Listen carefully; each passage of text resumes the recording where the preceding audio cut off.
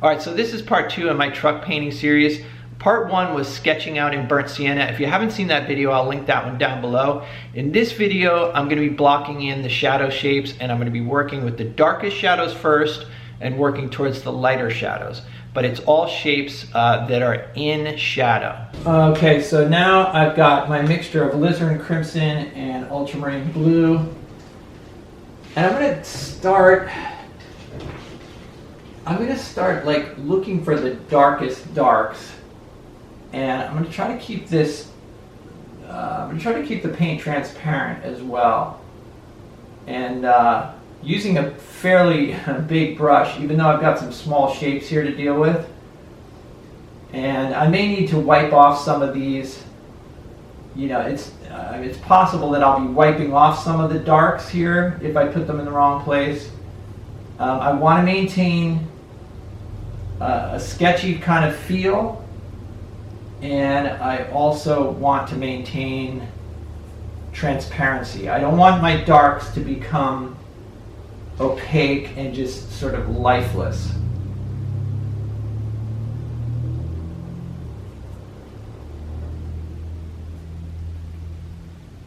And I'm using a little bit of medium in this as well, in this mixture. And the medium I'm using is my indoor medium. When I'm outdoors, I paint, I use Liquin, as many of you probably heard me talk about. But it's just very toxic smelling, so I don't like to use it indoors. So when I'm painting indoors, I'm using 1 part odorless mineral spirits, and I use Gamsol for that, and then 2 parts stand oil and 1 part linseed oil.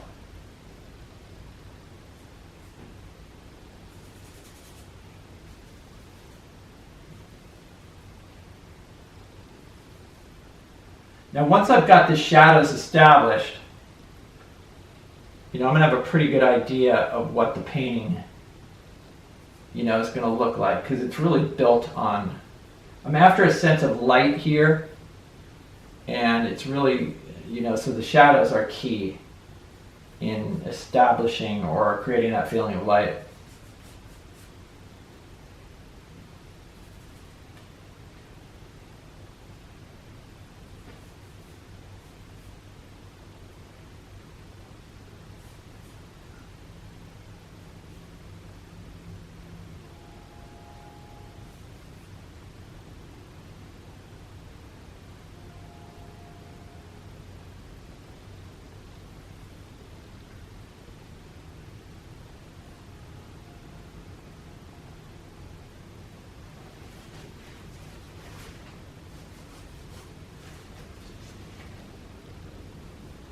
So even though this painting is, this is a very, you know, this scene has a lot of detail in it, and it's going to require a certain level of detail, maybe to convey the feeling I'm after, but I still want to focus on, you know, keeping or having interesting abstract shapes and keeping that sort of loose and sketchy feel.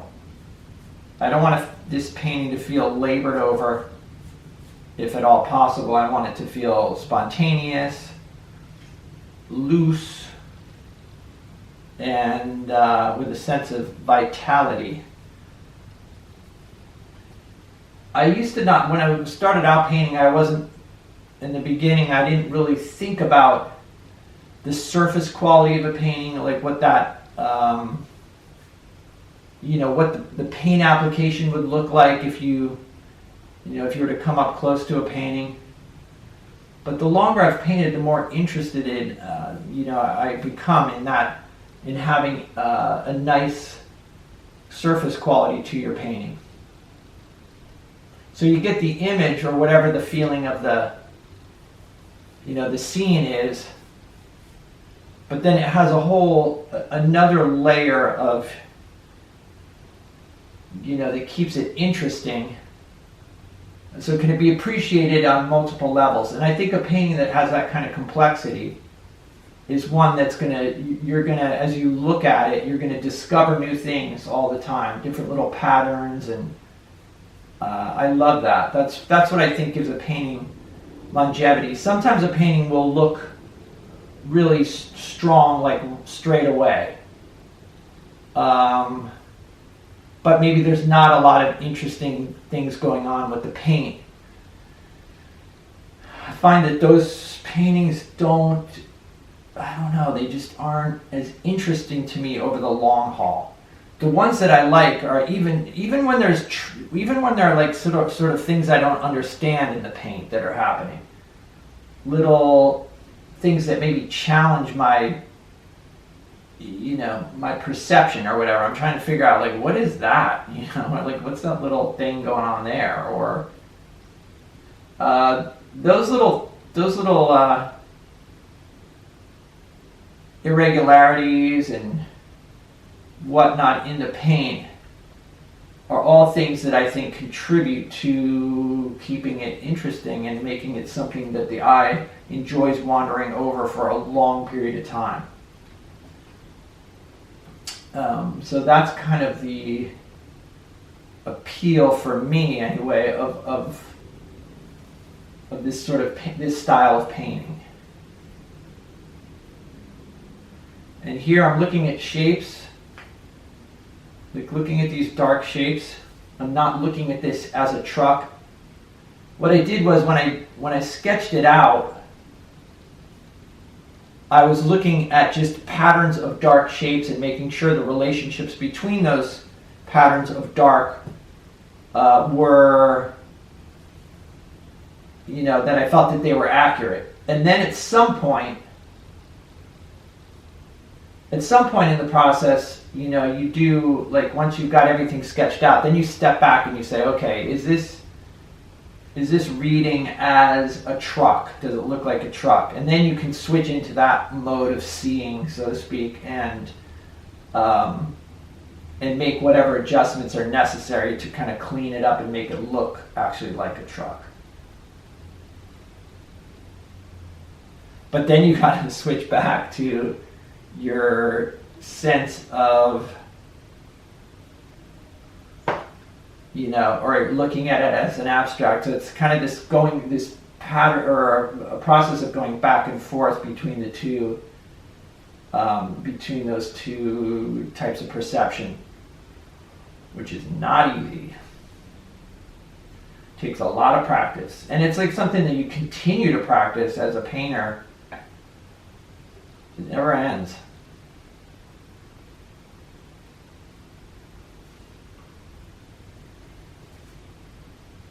But it is a nice challenge. I enjoy it. I enjoy the challenge of,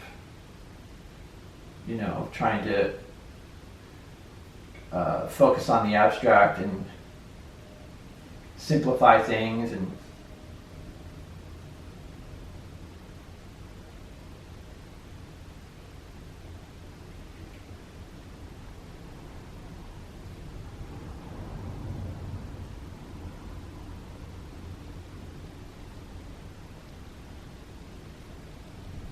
there's the truck.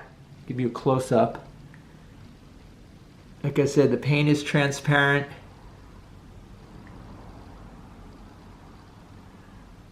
Now there's some shapes here in the shadows that I'll need to carve out again because I can't really get the shape that I want with the brush I have. And I am squinting as well. Some people say you can't squint at a photograph, that it doesn't work, but I disagree.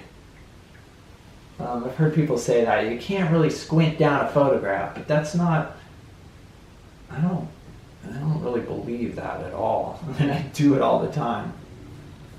Maybe it's, because I don't work from photographs, I always work from digital images.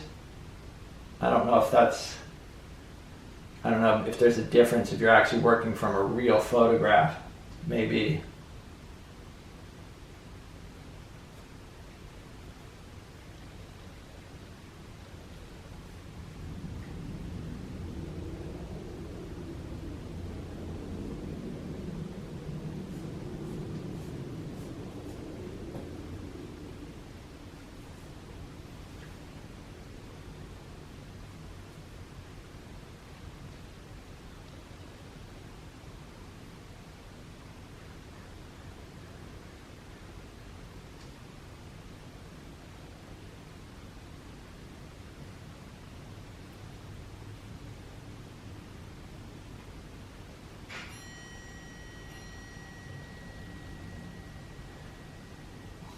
And I'm sort of, I'm kind of recapturing some of the drawing, or not recapturing, but I'm sort of refining when I'm putting in the darks here.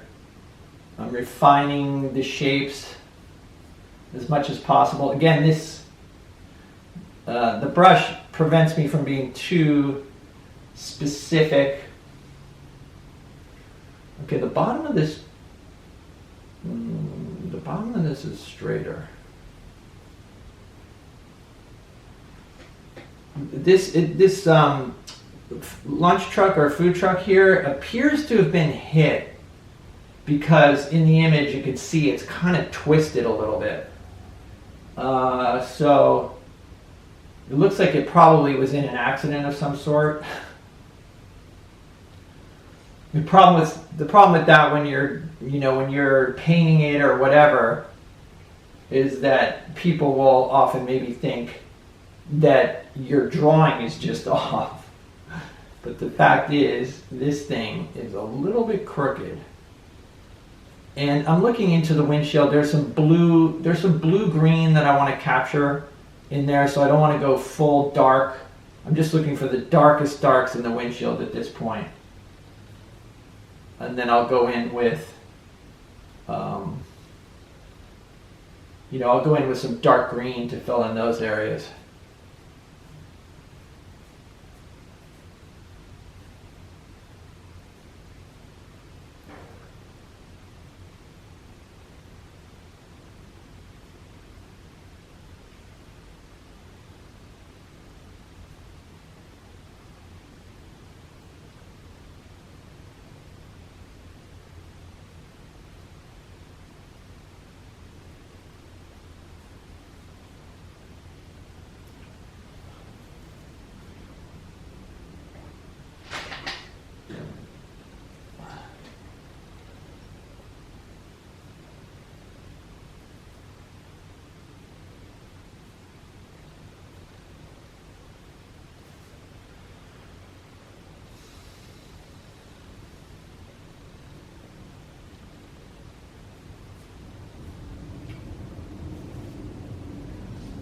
I know I've talked about in previous videos that I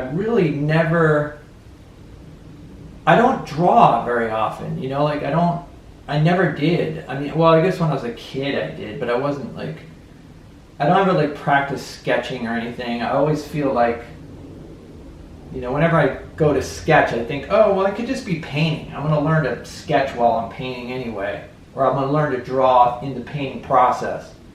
And that's not to say that it couldn't be good to, for me to draw once in a while, but to be honest, I like painting so much that anytime that I'm going to draw, I just decide to paint instead. I'm like, all right, I'm just going to paint.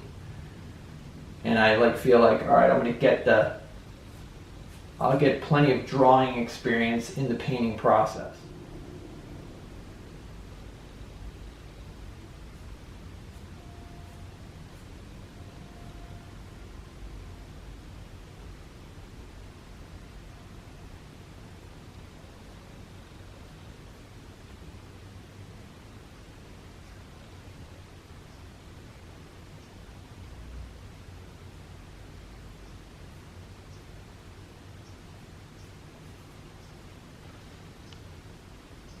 The silhouette of this guy makes me think of that Bigfoot film from the 70s.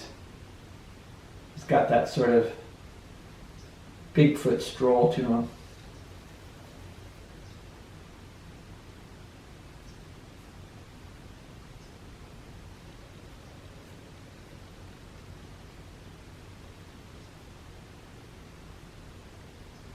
His head is back further.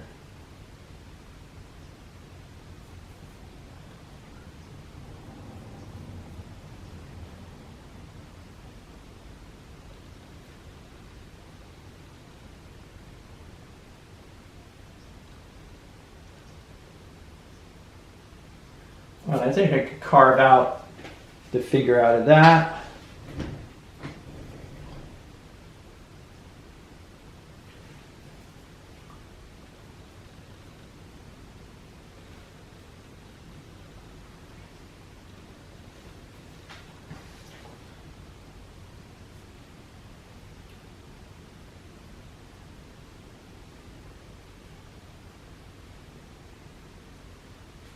All right, and there's the food truck, and I like that. I like the feel of it.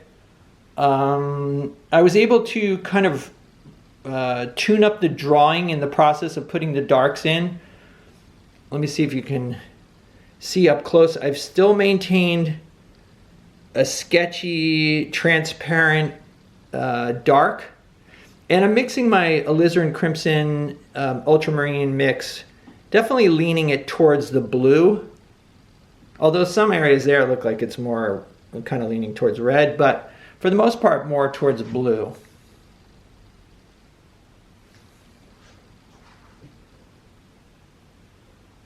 All right, now I'm going to come in with the maybe a little bit of a lighter tone for some of these areas, like on the side, that, you know, areas that are still in shadow, but they're not quite as dark. All right, so for the next shapes, I'm using ultramarine and white, and it appears to be picking up a little bit of the burnt sienna off of the panel. Again, I'm going to keep these darks transparent if at all possible, and sketchy as well.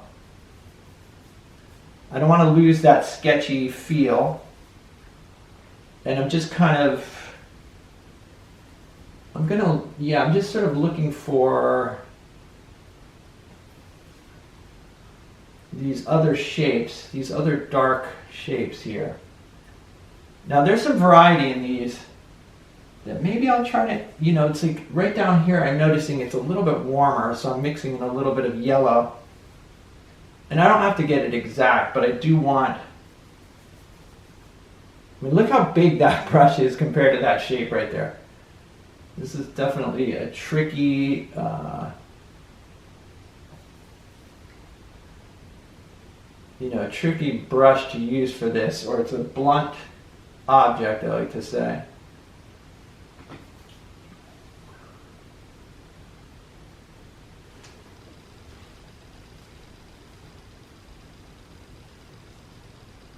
There's some weird stuff going on the bumper here, but I'm just gonna try to simplify that. Okay, there's a lot of warmth in this section down here. I can add some more yellow to it later, but I want to at least start by warming it up a bit.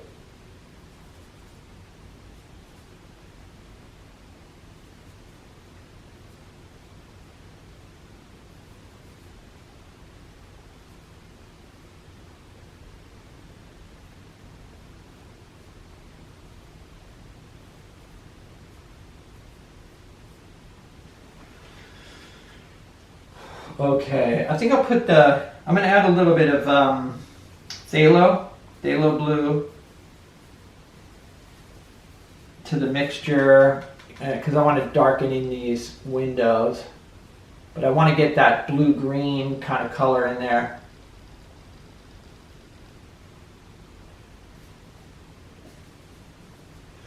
Now, usually I would try to do a subject like this on a bigger panel because this is just so much detail for such a small, or there's a lot going on.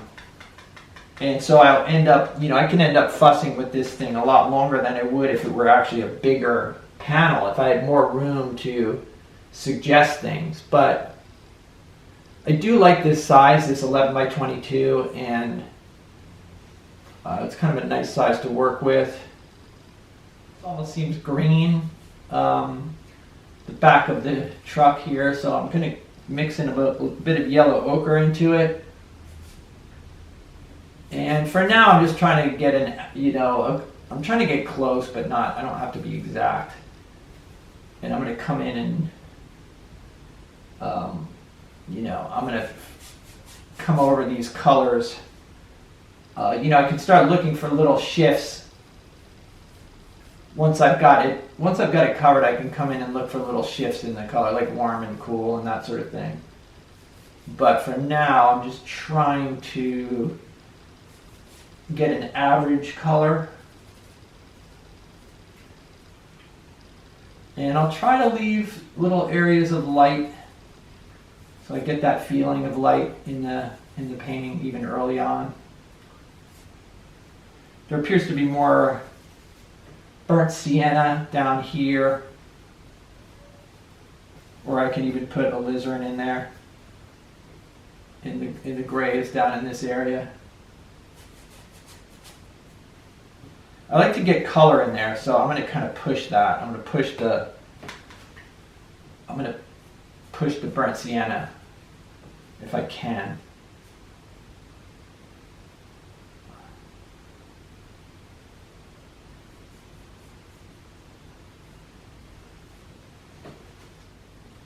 Even though that's in light, it's sort of still kind of dark. That could be maybe a little redder. But again, I can adjust all these colors later.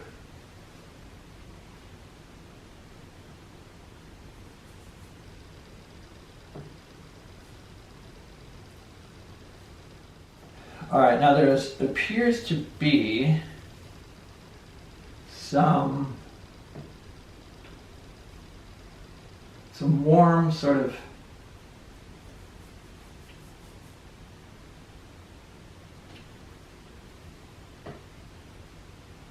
actually there's a lot of yellow in these too.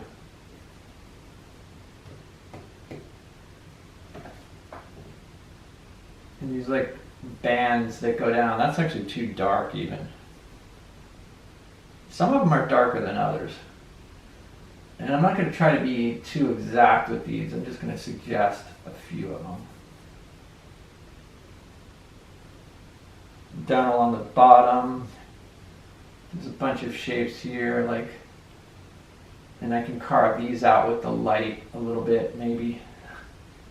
Hopefully, we'll see.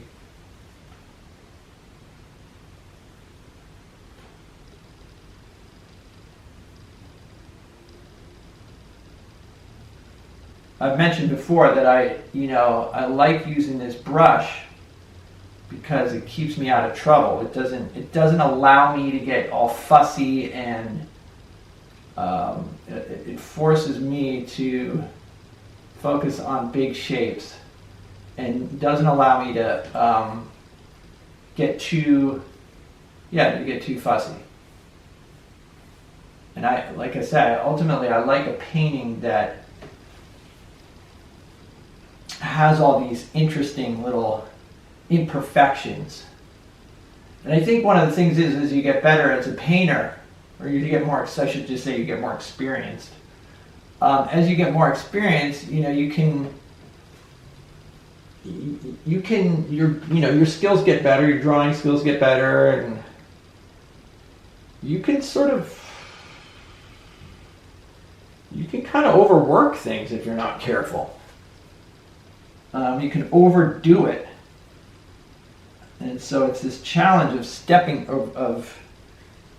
it's this challenge of kind of almost having to tie one hand behind your back just to make sure you don't overdo things. It's that whole saying of like, if you have too much rope, you'll hang yourself. It's kind of that thing. It's like, keep it simple, but the more skills you have, the more likely you are to use them. And it's not always to your advantage. I remember reading that book by Richard Schmidt. He admitted at one point, he said, as I'm doing this book and editing it, I'm realizing that I overwork most of my paintings. And honestly, that's the problem I have with Richard Schmidt. I think he's got such amazing painting skills that oftentimes he goes too far. And so again, I'm not saying he's not a great painter. He is. He's got mad skills, as they say. He does. But I think, in my opinion, he overworks his paintings. I don't know. That's just my taste. But like I said, I have respect for his skills. He's definitely a very, very skilled painter. It's just not my taste. That's all. I know some of you have already clicked out. All the Richard Schmidt fans are like, I'm out of here. You can't criticize that guy. He's beyond criticism. People saying, who are you to criticize him? I'm not. I'm just You have to do that. You have to evaluate what you like and what you don't.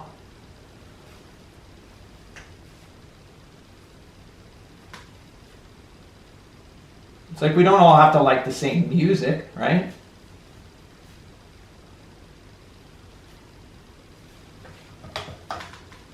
There's plenty of people who don't like my paintings, and that's fine.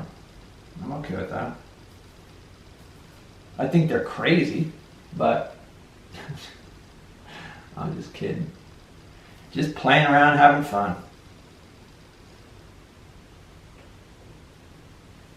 And I'm using medium in this, like I'm using, you know, my indoor medium. 1 part odorless mineral spirits, 1 part linseed oil, 2 parts stand oil, because I'm thinning the paint a lot, and I don't want to break down the binder too much. I want to get good adhesion to the panel. I think this panel is one of my older ones, so it doesn't have, you know, I put a bit of pumice, 2 tablespoons of 4F pumice to 1 cup of thinned gesso. I use that on my 3rd and final coat when I'm, you know, gessoing my panels. But this is an earlier panel, and I don't think it has quite as much of that absorbent quality. That absorbent, the pumice allows the paint to actually sink into the surface as opposed to sit on the surface. A lot of times when you gesso a panel and then you thin the paint too much, you can just, when it dries, you can just scratch it right off because there's no, it's not adhering, and that's a horrifying prospect. So by adding some kind of absorbent powder, some people use marble dust, but that allows you to thin the paint and have it soak in, you know, like the way it would soak into a canvas. It soaks into those particles of pumice, and then there's better adhesion. Another thing that helps with that adhesion is using some medium. So I am mixing in medium to create, so there's, you know, so there's a binder between the particles of the pigment particles. All right, so there's phase 2. I've got all of the shadow shapes more or less worked out. I've not put in the background, but that doesn't really matter. That's, you know, the feature. This is the main, this is the story right here. This is the main attraction. Okay, so hope you guys enjoyed this video. Let me know what you think in the comments.